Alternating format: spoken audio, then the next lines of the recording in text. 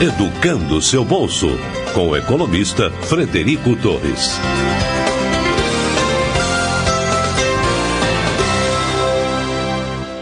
Olá, seja bem-vindo a mais um episódio do nosso podcast.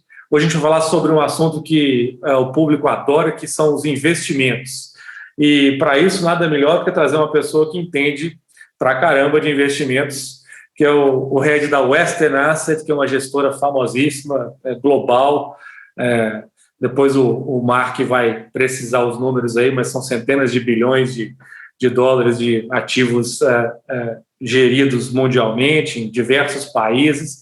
A gestora está presente aqui no Brasil, disponível para muitos de vocês, ouvintes, em algumas plataformas de investimentos, sobre as quais a gente vai falar também, né? Plataforma, para quem não conhece aí, são as XP, os BTGs da vida, né? As Oramas, Genial. E eu acho que a gente vai ter uma conversa bem legal com o Mark aí, cara que manja tudo de investimento, explicar um pouquinho mais, esclarecer um pouquinho das dúvidas que ainda são comuns a muita gente que está entrando nesse mundo de investimentos agora. Seja muito bem-vindo, muito obrigado por disponibilizar seu tempo aqui conosco, Mark. Obrigado pelo convite. Espero que todos estejam bem e espero que eu atinja a expectativa criada pela sua abertura. Agora eu preciso mostrar que eu entendo alguma coisa. É assim, quanto melhor a pessoa, mais humilde ela se apresenta. Mas vamos lá, cara. Bom, eu vou jogar algumas coisas aqui, né? E você, por favor, discorde e complemente, né? Eu tenho visto um crescimento no apelo dos investimentos. As pessoas estão, talvez por força da Selic mais baixa, né? Juros, a taxa lá do Banco Central mais baixa, a rentabilidade daquela aplicação tradicional deles menor, mais atentas a investirem, a desbravarem o mundo de investimentos, a conhecerem produtos com os quais ainda não haviam lidado, e eu acho que isso tem atraído mais gente para os fundos de investimentos. Isso bate com a sua percepção, mais ou menos o que está acontecendo? Se for isso mesmo, você acha que tem alguma coisa a mais além da rentabilidade baixa, vamos dizer assim? É um bom ponto. Você citou uma das razões principais para esse aumento pelo interesse, né, por investimentos como um todo e fundos de investimento em particular, que é o fato de os juros estarem no nível mais baixo que já estiveram historicamente, e ainda que venham a subir de hoje até o final do ano, que é o que o mercado espera, né, na média, eles continuarão muito baixos, a ponto de aquelas aplicações tradicionais, os fundos mais conservadores, DI, os CDBs, poupança, nem se fala, continuarem sendo inviáveis, né, do ponto de vista de retorno mais de longo prazo. Então, um fator, sim, a hora que o investidor começou a pegar seus extratos mensalmente e perceber que os rendimentos já não eram mais os mesmos, ele começou a se questionar, né, o que está acontecendo e o que eu posso fazer. Então, automaticamente já despertou um interesse por coisas diferentes. O fundo de investimento, acho que ele desponta, né, nessa relação de alternativas pela facilidade do acesso. Hoje, o acesso a investimentos está muito mais democrático, né? Há não muito tempo atrás, nós éramos obrigados a nos contentarmos com aquilo que o gerente do nosso banco nos oferecia, que não era necessariamente ruim o tempo todo, mas era sempre um universo limitado, seja produtos do banco ou fundos geridos, administrados pelo próprio banco. Com o surgimento aí de tantas plataformas de investimento, o acesso ficou muito simplificado. E o surgimento delas e o crescimento recente delas também vem da esteira desse aumento da demanda, né? Mais gente olhando para fora do banco, por cima do muro da agência, naturalmente aumenta a vontade dos empresários de criarem plataformas, e mesmo de os bancos abrirem as suas plataformas também e vender outros produtos de investimento, não só o deles. Outros dois pontos que eu acho que os fundos de investimento trazem de vantagem para o investidor são segurança, né, a gente vai falar um pouquinho mais de como é que eles são estruturados depois, mas do ponto de vista regulatório, tem muita gente olhando para o fundo, né, tentando garantir que ali dentro as coisas estão sendo feitas dentro das regras que são estabelecidas pelos reguladores, né, a CVM, que é a Comissão de Valores Mobiliários, é o grande xerife do mercado, é quem estabelece os limites, o que pode e o que não pode, de forma geral. Os fundos também são regulados, observados, acompanhados pela Anbima, que é o autorregulador, né, é o xerife do segmento. A Ambima é a reunião de todos os gestores do Brasil que criam melhores práticas, criam políticas que a gente chama de autorregulação. É um mercado que cria suas próprias regras para incentivar as melhores práticas e aumentar o conforto para o investidor entrar. E são produtos de manuseio muito simples, os fundos, né? Você aplica no fundo, as decisões são tomadas lá dentro por você, a gente vai entrar nisso mais lá na frente, você resgata, você não tem que ficar controlando tudo aquilo que tem dentro do fundo, é uma cota, tem rentabilidade diária, os documentos estão disponíveis no site da CVM, a rentabilidade é disponível em todas as plataformas de investimento em que o fundo está disponível, mesmo no site do gestor. Então ele é simples, acesso simplificado e bastante seguro do ponto de vista regulatório. Acho que essas coisas, junto com o ambiente de juros baixos, criam uma bola de neve, um círculo virtuoso que trouxe também uma oferta cada vez maior de serviços como o de vocês, que é o de prestar informações. Então o investidor está interessado, quem oferta o produto aumenta em quantidade as plataformas, quem ajuda o investidor na jornada também aumenta. Então, isso vem se retroalimentando, na verdade, assim que eu vejo. Legal, Mark. Então, pelo que eu entendi do que você falou, tem um efeito da taxa baixa, né, quer dizer, a rentabilidade pequena no rendimento do cidadão comum, tem um efeito da simplicidade, que a gente vai falar um pouco mais sobre isso, assim, mas que o fundo de investimento é uma coisa fácil, né, do cidadão comum também investir. E você falou também da segurança com a CVM, a Ambima, né, e os xerifes, né, e os controles que existem sobre a atuação dos fundos de investimento. Bacana. Podia explicar um pouco para nós sobre como funcionam, então, os fundos de investimento? Claro, claro. Eu acho que um paralelo muito interessante para se fazer com o fundo é um condomínio. É um lugar onde muitas pessoas se reúnem, cada uma detém um pedaço daquele condomínio, todas dividem os custos daquele condomínio e todas se beneficiam da área comum, do que o condomínio oferece de retorno, as piscinas, as quadras, o salão de festas. Então, quando a gente vai para um mundo de um fundo de investimentos, o fundo também é um condomínio, em que pessoas que tenham o mesmo interesse do ponto de vista de investimento, pessoas que buscam o mesmo tipo de investimento, de risco, de retorno, dentro daquele gestor, dentro daquela plataforma, elas se reúnem, criam um volume maior de recursos, e assim permitem que o gestor, que é um dos agentes que trabalha no fundo, eu falo um pouquinho mais dele daqui a pouquinho, tome essas decisões de investimento dentro deste condomínio. A diferença do condomínio para o fundo, que é bem importante, é que num condomínio, se um morador vender o seu apartamento, o apartamento dele não é demolido, outra pessoa compra o apartamento. E se alguém mais mora no prédio, não se constrói um novo apartamento para essa pessoa. No fundo, quando um novo investidor entra, os apartamentos do condomínio são as cotas. Imagina que o fundo ele é dividido em cotas, que é o pedacinho que você detém.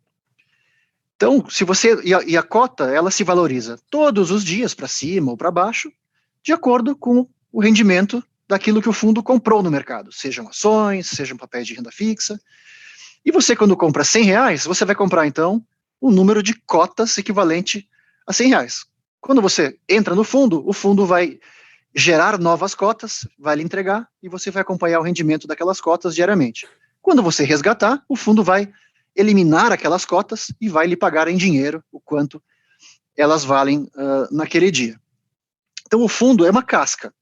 Ele é a casca que viabiliza a reunião de investidores com interesses em comum para que eles se beneficiem desse ganho de escala e não vá cada um separadamente, individualmente, comprar um monte de ações, um monte de títulos de empresas, de bancos ou do governo. E aí existem diversos tipos de fundos de investimento. Os principais são de renda fixa, os multimercados, cambiais, ações, de previdência. Cada um vai ter características diferentes e vai atender a demandas diferentes do investidor. Então, o investidor com mais apetite a risco, aquele que não dorme mal quando vê que o seu investimento está sacudindo muito, ele vai procurar fundos de ações, porque ele está pensando mais a longo prazo, então não faz mal se ficar sacudindo, se eu perder hoje, eu recupero amanhã. O investidor mais conservador vai para os produtos de renda fixa, onde o retorno, apesar também de flutua menos que na renda variável, né, previdência são os veículos, os fundos de previdência são aqueles veículos com características bem particulares do ponto de vista de tributação e algumas outras coisas, que ajudam a pessoa a poupar para o longo prazo, seja para economizar para a faculdade de um filho, para um projeto de mais longo prazo, pode ser a aquisição de um imóvel, pode ser por sucessão, aposentadoria, o que quer que seja. Então, os fundos, eles são customizados, né, eles são desenhados para atender os diversos tipos de investidores que estão aí no mercado. E a gente falava no começo de quanto eles são regulados e controlados. Se o condomínio tem um estatuto, né, que estabelece as regras do condomínio, o fundo tem um regulamento.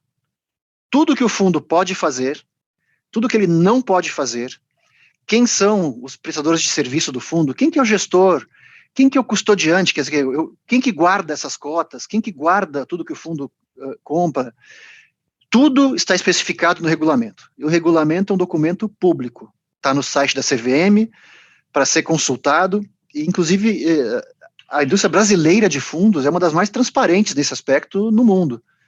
O investidor que compra cotas de fundos lá fora não tem nem sempre essa cota diária, acesso à carteira, acesso aos regulamentos. E, semelhante ao condomínio, qualquer mudança que vá se fazer no fundo, o fundo de renda fixa, ele agora decidiu que ele vai passar a comprar ativos com mais risco, o fundo de ações agora vai ter outro tipo de desenho, isso se decide em assembleia, igual num condomínio. Qualquer mudança que o fundo vá sofrer, o regulador obriga que todo cotista que tenha de R$1 a R$1 milhão no fundo, qualquer valor, vai chegar na casa dele, no e-mail dele, uma convocação. No dia tal, na hora tal, vai se deliberar por essa decisão. Você concorda ou não? Então, é um instrumento, de novo, bastante transparente e bastante democrático, né? Os fundos também variam, dada a sua natureza, no período em que eles devolvem o dinheiro para o investidor, quando ele pede um resgate. Então, tem fundos que você acessa o site, eu quero R$100, cai na sua conta no mesmo dia. Tem fundos que pagam no dia seguinte, em 5 dias, em 30, em 60 dias. Isso tudo é função também da natureza do fundo. O que esse fundo está comprando? Será que ele consegue vender isso com uma velocidade grande, sem prejudicar o preço? Né? Imagine que fosse um fundo que só compra carros. Né? Um fundo que só comprasse, por exemplo, Gol, HB20 e Uno, é um fundo que consegue vender esses carros rapidamente e devolver o seu dinheiro, porque esses carros eles vendem muito rápido. Um fundo que tem lá dentro Ferraris, Mercedes, BMWs, puxa, você forçar alguém a vender uma Ferrari de um dia para o outro, ele vai até conseguir, mas ele vai ter que vender barato para vender num dia. Então, alguns fundos demoram para devolver o dinheiro para você, é para proteger o investidor de uma eventual venda muito rápida do que está lá dentro. Então, assim, a gente podia falar aqui de diversas características do fundo, mas basicamente é isso, é uma casca adequada ao perfil de cada investidor. Sim, gostei das analogias que você fez. É um veículo, né, uma casca que congrega recursos de várias pessoas com interesses comuns para fazer uma gestão alinhada com aqueles interesses, e uma gestão que facilita a vida. Todo mundo aqui que já aplicou em títulos de renda fixa de forma direta, né? E aí, por títulos de renda fixa, estou chamando CDBs, LCIs, LCAs, Tesouro Direto, etc. Sabe que esses títulos vencem, né? E com o vencimento você precisa reaplicar, né? E tomar nova decisão. As pessoas, algumas não gostam, né? O que eu faço com o dinheiro? Dá aquela aflição mesmo, né? De o que é melhor fazer com o dinheiro agora.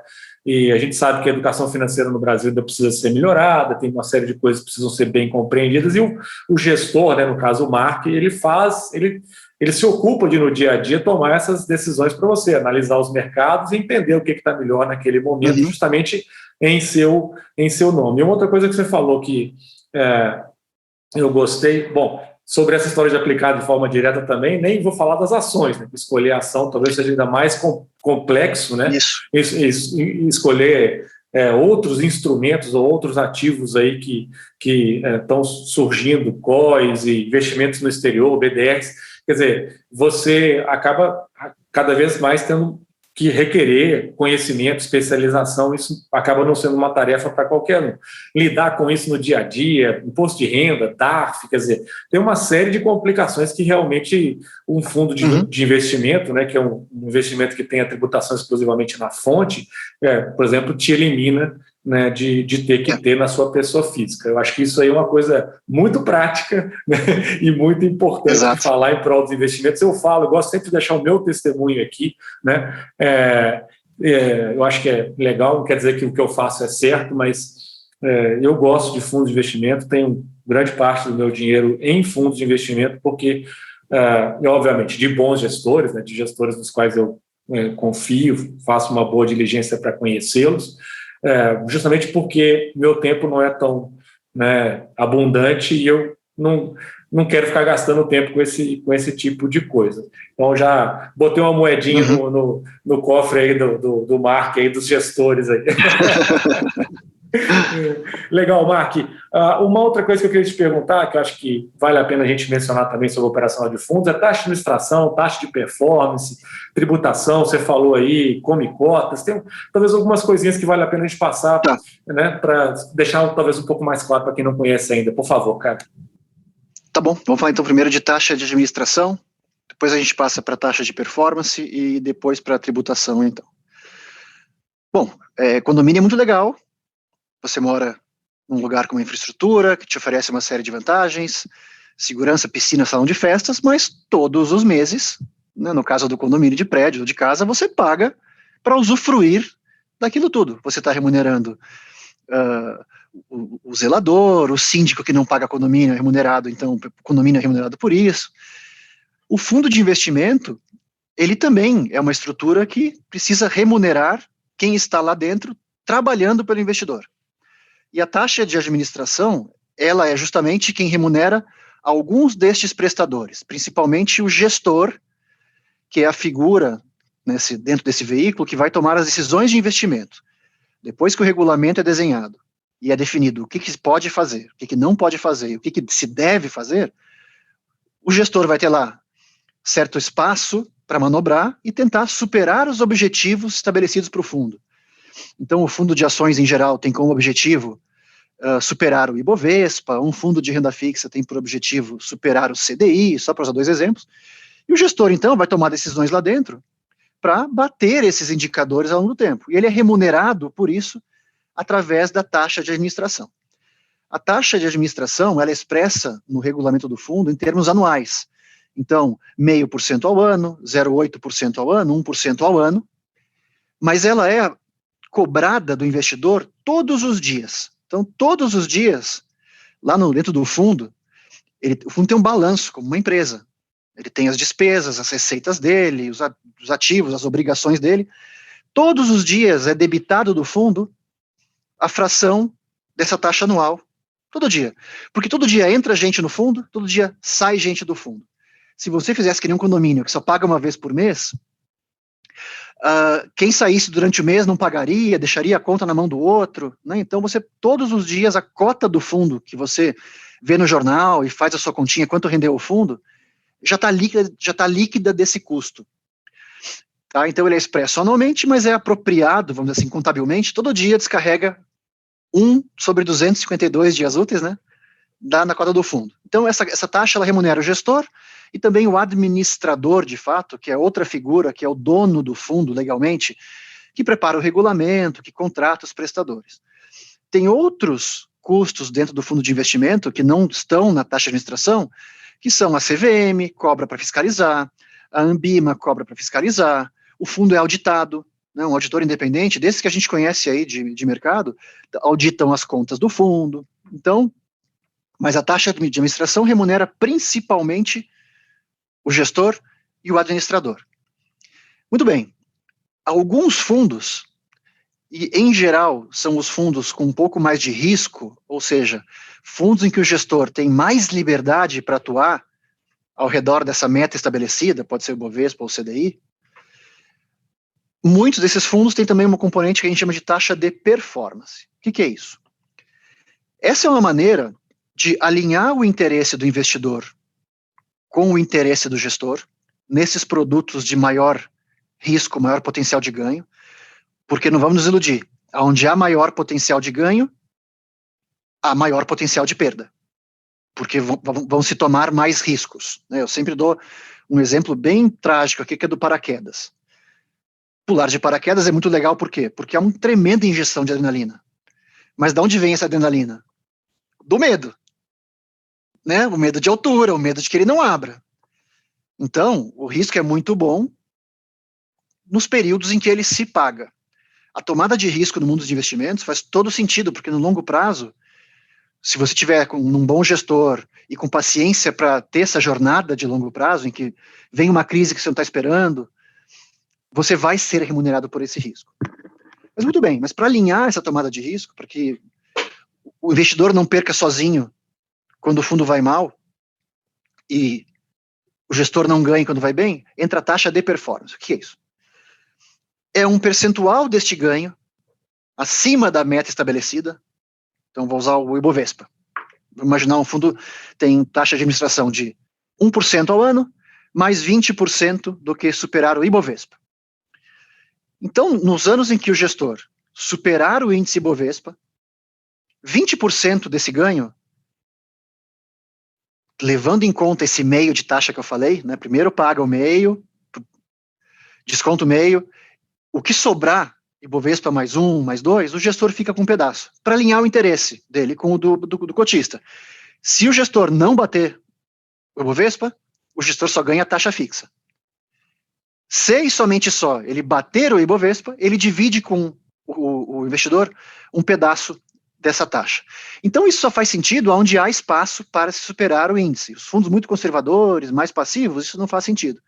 Mas é uma maneira de alinhar o interesse do investidor. Essa taxa também é apropriada todos os dias na cota do fundo, para que não haja injustiças, né? Quem sai não paga, quem entra paga a do outro. Então é um outro componente que está presente em alguns fundos de investimento. E, de novo, existem regras, de novo, vantagem do fundo. O mecanismo de cobrança vai estar expresso claramente no regulamento. Se o fundo tem taxa de performance, vai estar escrito. Vai estar definido o período em que se apura essa performance. É a cada 6 meses que você mede o gestor? É a cada 1 ano? Basta ele bater o Ibovespa, ou a Ibovespa mais 2? Tudo transparente e combinado para que não haja surpresa. E a CVM também impõe requisitos mínimos de cobrança de taxa de performance. Por exemplo, é proibido cobrar taxa de performance sobre tudo aquilo que superar, por exemplo, 90% do CDI. Você só pode cobrar taxa de performance sobre a superação, no mínimo, de 100% do índice de referência, porque senão você podia abrir margem. Bom, se eu der mais que 50 CDI, eu quero taxa de performance. Não, você não pode nem pôr no regulamento isso. Então, de novo, vai na direção da segurança do ponto de vista regulatório, né? Então, taxa de administração, taxa de performance, maneiras diferentes de remunerar o gestor do fundo, taxa de performance para os produtos mais arriscados, para alinhar esse interesse pela busca de risco. Gestor errou, não leva taxa de performance. Gestor acertou, fica com um pedaço dela, em geral é 20%. O mais comum que se vê nos regulamentos é 20% do que exceder o índice de referência. Ficou claro? Sim, ficou bem claro. Tá. Na sua explicação, você passou por fundo passivo aí também. Ficou faltando você falar da tributação, e depois que você falar da tributação, eu vou entrar em tributação. Que você falasse um pouco sobre fundo passivo, né? Talvez alguma pessoa não entenda ainda a diferença entre um fundo mais passivo e mais ativo. Boa, então vamos começar por aqui, eu pego o gancho da taxa de performance. O que é um fundo passivo? Né? É um fundo em que o gestor fica realmente passivo em relação ao índice. Se é um fundo de ações cuja meta é acompanhar o Ibovespa, e repare, no fundo passivo não se fala em superar, né? Acompanhar o Ibovespa, o gestor vai comprar uma carteira de ações que replique o máximo possível a composição do Ibovespa. O Ibovespa é uma carteira de ações teórica. X% em Vale, X em Itaú, X em Petrobras e assim por diante. O fundo passivo é um fundo, então, que vai buscar replicar o desempenho daquele índice. É um fundo para quem não quer tomar o risco de que o gestor não tome decisões corretas e acabe prejudicando a jornada do investidor de não acompanhar o índice. A contrapartida é que o investidor perde oportunidades de longo prazo de um gestor que está selecionando papéis agregar valor acima desse índice. A gente vê na indústria brasileira uma série de produtos que no longo prazo superam por uma margem bastante alta os índices de referência. Mas então isso que é um fundo passivo. Ele replica o índice de referência que eles estão em regulamento. É aquele investidor que quer olhar na tela todo dia, ele vai ligar lá no jornal de preferência dele à noite, lá, o Ibovespa subiu ou caiu X% hoje, e ele vai ter o conforto de saber que o fundo dele também caiu ou subiu aquilo. Ele não fica pensando, será que o meu fundo rendeu mais ou menos que aquele índice? Então é uma demanda específica. O fundo ativo é o contrário. É o fundo em que o gestor tem a carteira teórica como referência, mas vai se descolar dela. Então, se tem lá 5% de uma ação no índice, o gestor vai ter 6, 7, 8, 3, 2 ou nada, porque ele quer ter um retorno diferente ao longo do tempo. Então, passivo e ativo do ponto de vista da atitude do gestor. Ficar passivamente olhando o índice ou ativamente gerindo em relação a ele. Tributação. A depender do tipo de fundo, a tributação incide de forma diferente. Então, começando pelos fundos de renda fixa, multimercado, os DIs, eles têm uma tributação que varia em função de dois aspectos. Primeiro, do prazo médio dos ativos que eles têm dentro da carteira deles. Então, para fundos que têm lá dentro títulos do governo ou de empresas com um prazo inferior a 2 anos de vencimento na média, a tributação chega no máximo ou no mínimo, o imposto que você vai pagar é de 20%. Nos fundos com a carteira de prazo médio mais longo do que esse, a tributação vai até 15%. E aí entra o segundo aspecto. Não o prazo dos ativos do fundo, mas por quanto tempo você está dentro do fundo. Então, nos primeiros 6 meses da sua presença no fundo, nos dois casos, fundo curto e fundo longo, vamos nos referir a eles como fundos de curto prazo e longo prazo, que é como a Receita os caracteriza. Nos fundos de curto prazo e nos de longo prazo, resgates feitos em até 6 meses, você paga 22,5% de IR sobre o seu ganho. Entre 6 meses e 1 ano, você paga 20% de IR. E nos fundos de curto prazo, isso tá no nome do fundo, tá? Então você consegue acessar essa informação no nome, tá lá, curto prazo ou longo prazo. Nos de curto prazo, se você ficar até 1 ano ou mais de 1 ano, parou em 20%. Saiu em 3 anos, 20%. Nos de longo prazo, entre 1 ano e 1 ano e 6 meses, você paga 17,5% de IR ao sair. E acima de 1 ano e meio, você paga 15% de IR ao sair. Isso é um incentivo que foi criado na parte da tributação para que as pessoas tenham uma visão de mais longo prazo nos seus investimentos. Financiando, é claro, as empresas por mais tempo, o governo por mais tempo. É uma maneira também de alinhar o interesse do investidor com um horizonte um pouquinho mais longo. Tem uma segunda tributação que incide sobre esses fundos também. E é chato porque a tributação no Brasil, se não for chato, não é Brasil. A cada 6 meses, em todos esses fundos, curto prazo ou longo prazo, você vai pagar uma antecipação. Todo dia, 31 de maio e 30 de novembro, ou seja, 2 vezes por ano, acontece o que a gente chama de come-cotas. Por que chama come-cotas? A cada 6 meses, o administrador do seu fundo, lembra que é o dono do fundo, ele também é responsável por pagar os impostos em seu nome, fazer as retenções. E é tudo na fonte, tá? Isso que é uma beleza aqui. Ninguém tá falando que você tem que emitir tem que ir no site da Receita, imprimir uma DARF, pagar no banco, qual é o código. Não, tudo acontece de forma transparente para você. Então, dia 31 de maio, o administrador vai pegar a lista de todos os investidores que estão lá no fundo e vai ver quem que está com lucro aqui nos últimos 6 meses. O Mark tem aqui um lucro de R$15, R$10, vou fazer a conta aqui, nos últimos 6 meses. A título de antecipação, apesar de eu não ter feito nenhum resgate nesse dia, o leão vai morder lá 15% de mim. Vai antecipar. Ó, você tem 10 de imposto a pagar. Resgatando ou não, 31 de maio me dá 15% aqui. Repara que a alíquota está mais baixa, né? Novembro, mesma coisa. Um aspecto cruel aqui é que muitas vezes você aplica em janeiro, tá com lucro em maio, nem resgatou, pagou um pedaço do lucro, chegou em outubro, quando você quer sacar, você está no prejuízo, porque a coisa evoluiu, e você pagou o imposto em cima de um ganho que você acabou não pondo a mão. Tem essa imperfeição, mas é o que é. E quando você resgatar de fato, o sistema vai fazer a conta. Bom, quanto você deve hoje aqui? Está saindo hoje? Hoje você sai, a alíquota é de 20%, então você deve 5%, e aí você completa. Então o Come Cotas, a cada 6 meses, ele vai te comer um pedaço. Por que chama Come Cotas? Porque esses R$1,50 que ele tirou de mim, né, ele tirou 15% dos R$10 que eu tinha de lucro, R$1,50. O sistema vai fazer a conta, bom, a quantas cotas equivale esse 1,50 que o Mark deve para a Receita? Equivale a 1,5 cota. Então ele reduz o seu número de cotas. E a cota do fundo continua a mesma. Então você continua acompanhando a rentabilidade do fundo, pela cota, não tem quebra. O que ele faz é tomar cotas de você. Muito bem, renda fixa, multimercado, IDI. Ações. Ações é 15% somente no resgate. Ponto, acabou. Simples. De novo, na fonte. Você não faz nada. Não tem come cotas a cada 6 meses. Você aplica, só quando você sair, ele vai te reter 15% na fonte do teu lucro, se houver lucro.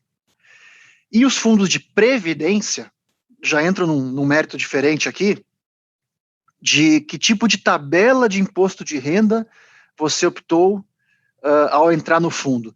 Previdência é mais que um fundo, é uma discussão que envolve um fundo, mas são planos de previdência, é outra coisa, né? Eu acho que ficou muito bem esclarecido aí as tuas explicações sobre tributação, sobre as taxas de administração e performance, o alinhamento de interesses, a questão dos fundos ativos e passivos também, né, que tem a ver com a questão da performance. Muito, muito legal, acho que fica registrado para muita gente que não tinha clareza em relação a todos esses conceitos, né, uma explicação bem clara aí do Mark sobre tudo isso, que é muito importante na hora de você escolher ou decidir, né, se vai optar por um fundo de investimento como uma forma de aplicação ou não, e se for querer aplicar em fundos, né, qual categoria, qual você vai investir. Excelente, cara.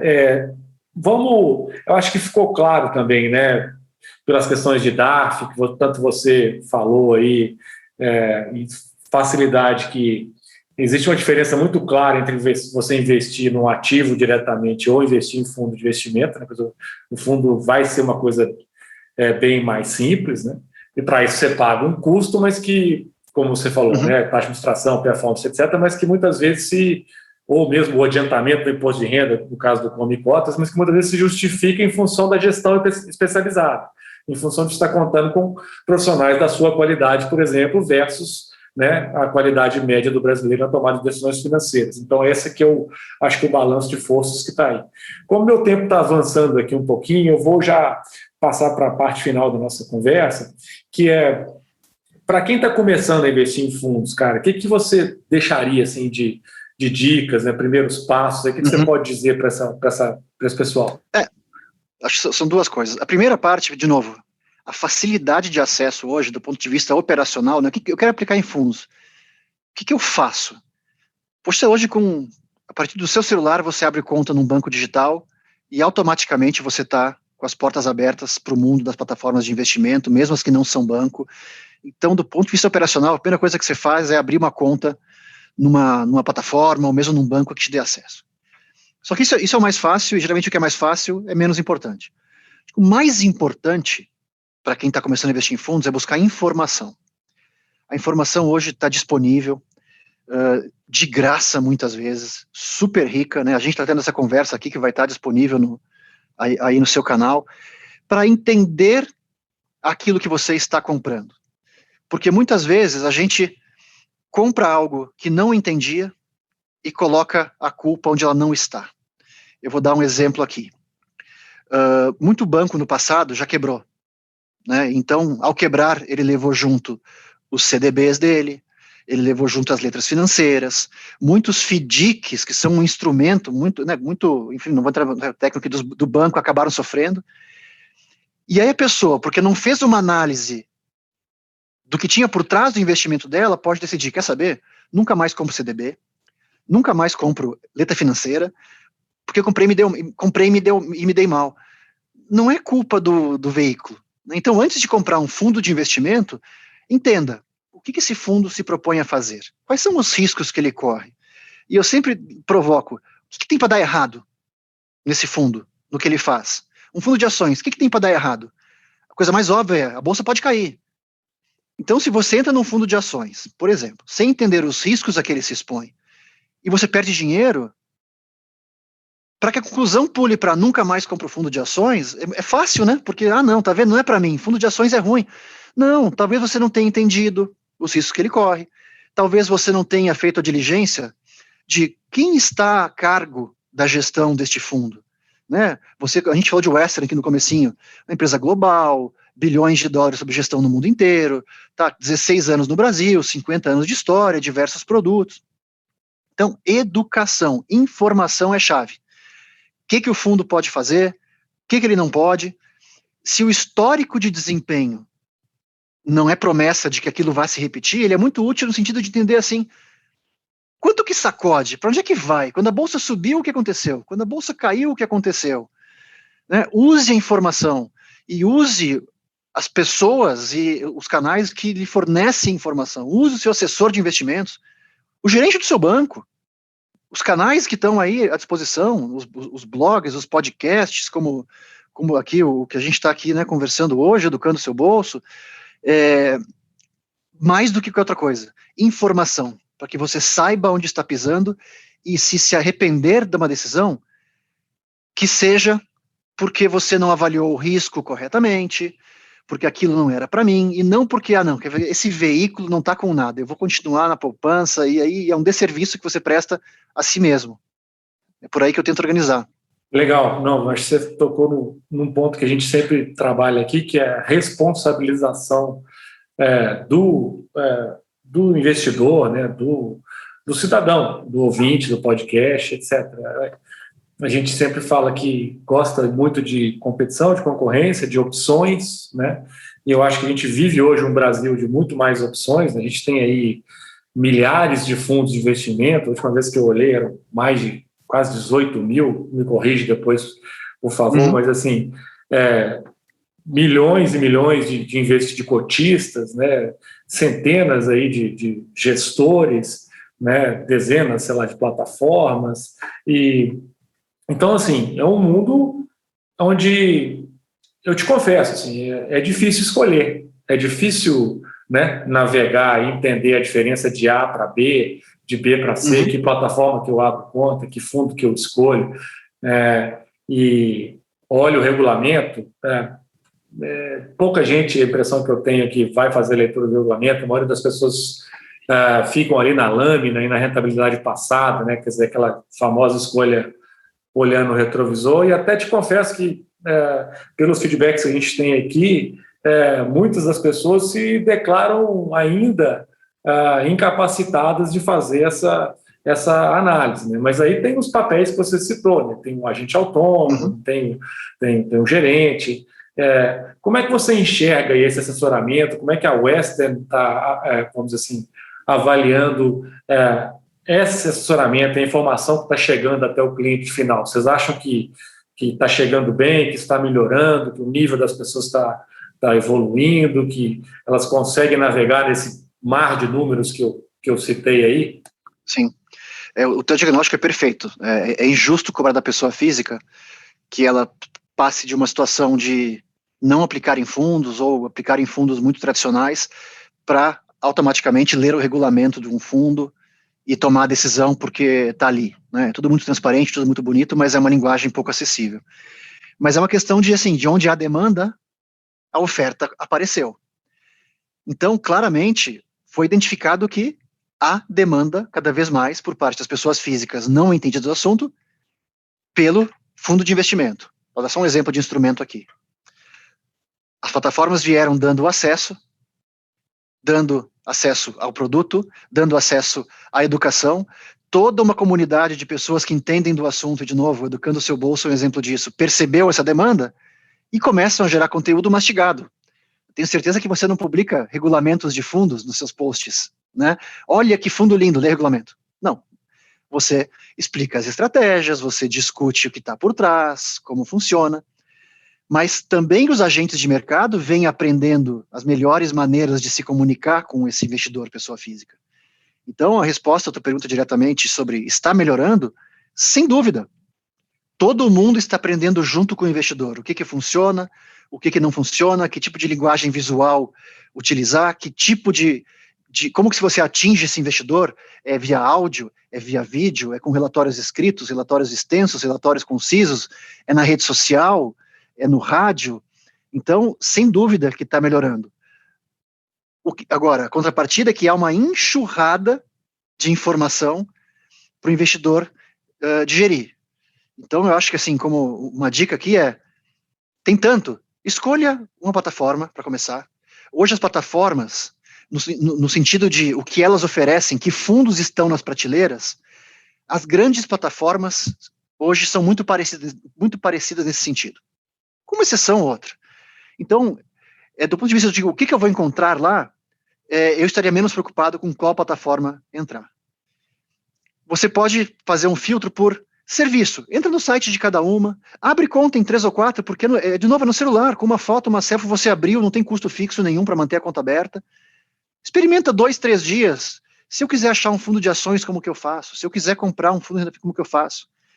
Escolheu a experiência? Ok, dá um ponto para aquela plataforma. Relatórios, informações, todas têm uma seção. Vê com qual você se dá melhor. E aí facilita a sua jornada. E se limite, dentro do possível, a poucos canais. Pega uma plataforma e 3 ou 4 blogs, né, 3 ou 4 podcasts, porque ninguém consegue acompanhar tudo. É frustrante. A experiência de tentar ler tudo que todos dizem sobre investimentos ela é frustrante e é paranoica, porque as pessoas têm opiniões diferentes. Você vai ter um blogueiro às 9 da manhã dizendo que a bolsa vai subir, às 9h05 alguém que vai cair. Ok, né? Mas é fazer passo a passo. Legal, não, gostei.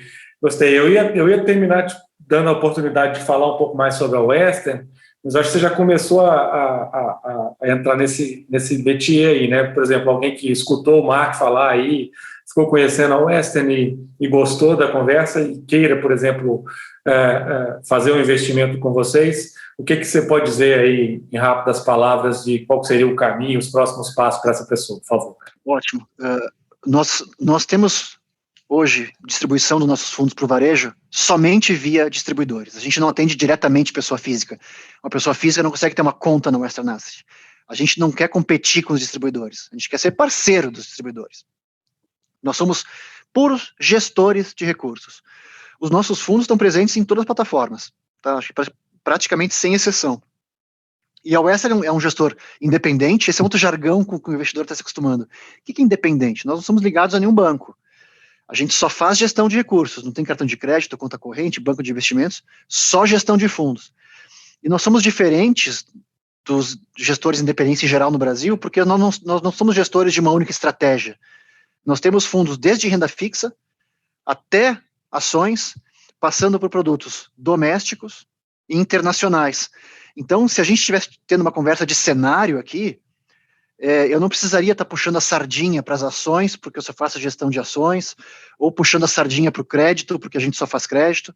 Não, a gente faz gestão de tudo, então a gente consegue ter conversas francas com o investidor e de forma independente, porque nós não temos outro negócio que vai se beneficiar disso.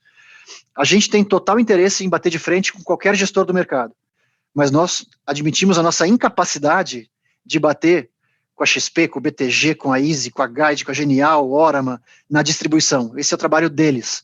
Então a gente faz parceria com eles. Eles vendem, a gente gere e fornece informação para a força de venda deles. Excelente, mas o Mark abriu uma série de gavetas aí que, infelizmente, por força de tempo, eu não vou poder explorar com vocês hoje. Realmente falei demais também. Não. O crescimento dos gestores independentes é muito pujante, é muito forte. e o que demonstra, né, que muitos deles estão fazendo um bom trabalho, realmente.